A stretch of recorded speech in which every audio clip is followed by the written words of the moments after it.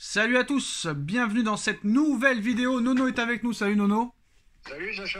Alors Nono, avant-match PSG-OM, Classico, demain soir, 20h45 au Parc des Princes. Bon, c'est un petit peu utopique ce que je vais dire, mais victoire obligatoire, même si pour moi, tous les matchs de la saison sont des matchs à gagner. Mais bon, il y en a qui vont dire victoire obligatoire parce qu'on a 8 points et que Marseille est devant nous quoi qu'il en soit. Conférence de presse de Luis Enrique aujourd'hui. Quand on arrive dans un club, on se rend compte rapidement des matchs qui motivent particulièrement les supporters et les joueurs. Le classique, c'est un match qui en fait partie. C'est l'un des plus importants de la saison. On le vit et on le prépare de la même manière, mais on fait attention à la composante émotionnelle. Il faut qu'on soit une équipe intense, mais qu'on fasse attention à ne pas exagérer, ce qui peut être le risque avec ce genre de match. C'est un match spécial que tous les joueurs veulent jouer, les gagner, donne toujours un très bon souvenir après. Alors Nono, moi je te disais, avant le match de Marseille contre l'Ajax, le 3 buts partout, juste avant ce match-là, je disais que ça allait être du chocolat, que Paris allait gagner normalement facilement 2-3-0. Mais quand tu vois un petit peu les déboires défensifs de la défense parisienne, mais aussi celle marseillaise, on sait que Marseille, eux, c'est leur finale de Ligue des Champions contre le PSG. Et ça peut être un match peut-être plus compliqué qu'il ne paraît. Parce que quoi qu'il en soit, même si c'est la crise à Marseille, Marseille est devant nous au classement, Nono.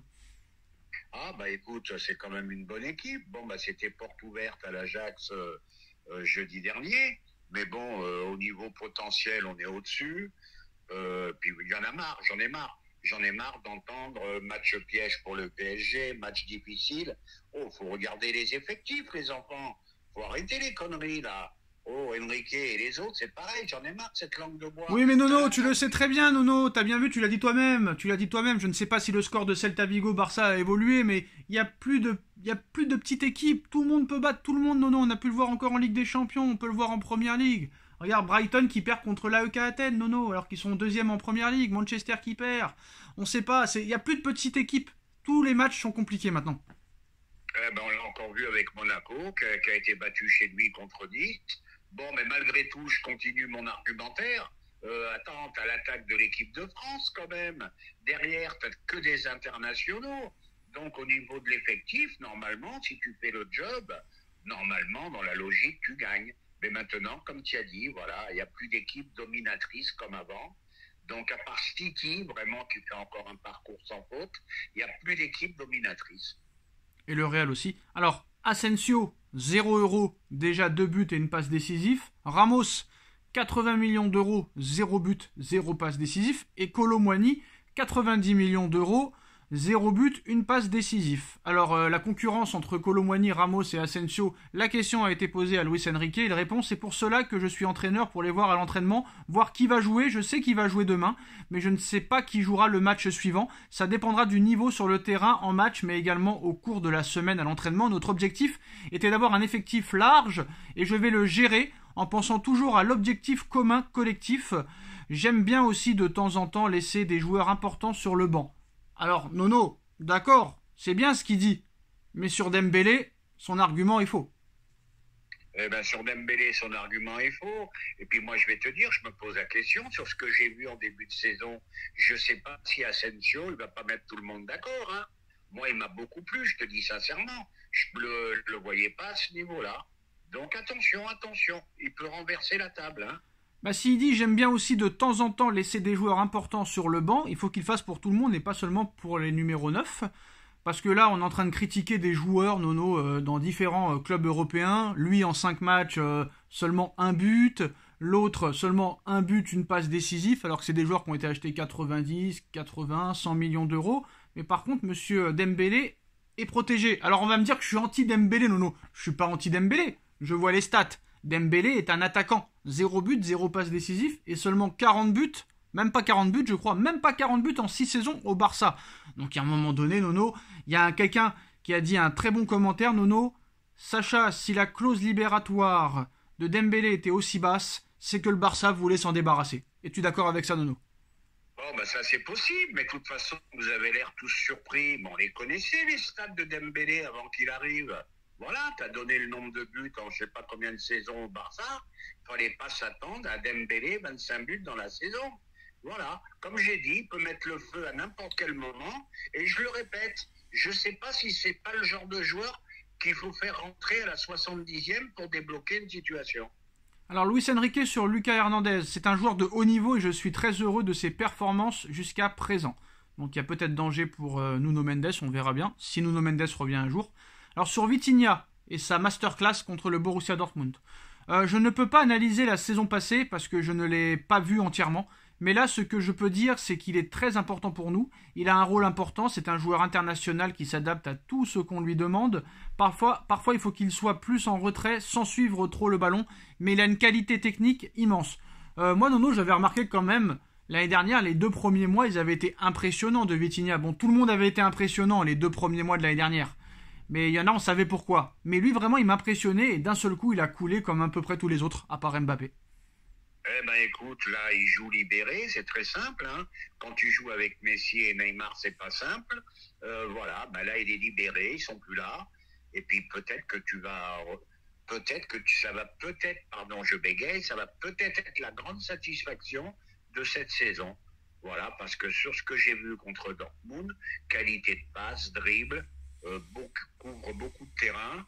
Ouais, surprenant.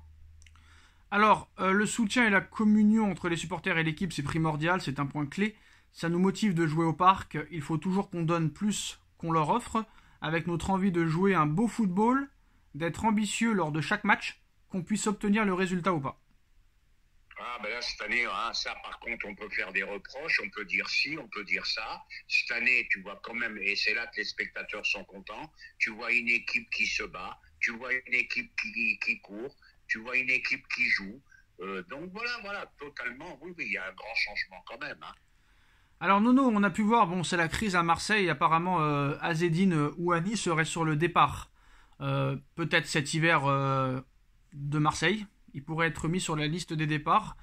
Et Luis Enrique est un grand fan du joueur. D'ailleurs, il a été très élogieux envers lui après l'élimination de la Roja face à l'équipe du Maroc. Et la presse aujourd'hui a posé la question à Luis Enrique. Est-ce qu'il y aurait un intérêt du Paris Saint-Germain sur Azzedine Ounahi pour très clairement renforcer le milieu de terrain? Il répond, c'est un joueur international. Pour moi, ce n'est pas une grande joie de reparler de ce match et de cette élimination. C'est un match où le Maroc avait très bien défendu, en particulier Ounahi. Il avait également Hakimi dans ce groupe. Il se moque encore de moi en reparlant de ce match. Est-ce que ce serait une possibilité au milieu de terrain au mercato d'hiver? Non, moi je pense que ça serait pas une plus-value parce que c'est toujours la même histoire. Voilà, un match fantastique contre l'Espagne et ça y est, c'est un grand joueur. Ben, t'as vu la suite, hein, quand même des difficultés à l'OM, début de saison très difficile aussi. Donc voilà, quoi, faut toujours rester prudent, quoi. Faut voir sur la durée. Sur la durée, faut voir. Mais il y en a marre que quand les mecs font un match, ça y est, c'est un phénomène. Après, faut pas oublier, Nono, que certes, il a été à Marseille, mais Paris était dessus aussi. Hein. Oui, peut-être. Mais moi, je dis stop à cet affolement, à cet emballement plutôt, quand tu vois un joueur faire un grand match, ça y est, sa cote, elle grimpe pas possible. Et après, tu t'aperçois qu'ils sont malgré tout dans le dur. Hein. N'oublions pas que c'est un joueur qui jouait à Angers. Hein. Bon, après, voilà, hein, c'est maintenant le nouveau marché des transferts. Ça, on peut rien y faire maintenant. Tout le monde vend son produit le plus cher possible. Et comme je t'ai dit hier, il suffit de faire une seule bonne saison et ça suffit. Ah, ben là, le football moderne, aujourd'hui, tu fais une demi-saison, toi t'es gentil, tu dis une saison, moi je dis tu fais quelques bons matchs, parce que j'ai trop de récents souvenirs. Kamavinga, son premier match, on voulait le mettre en équipe de France, on entendait parler pour l'équipe de France. Zahir Emery, quelques bons matchs, ça y est, on parlait qu'éventuellement il pourrait être un gros concurrent au milieu de terrain en équipe de France. Du calme. Voyez, tous sur la durée.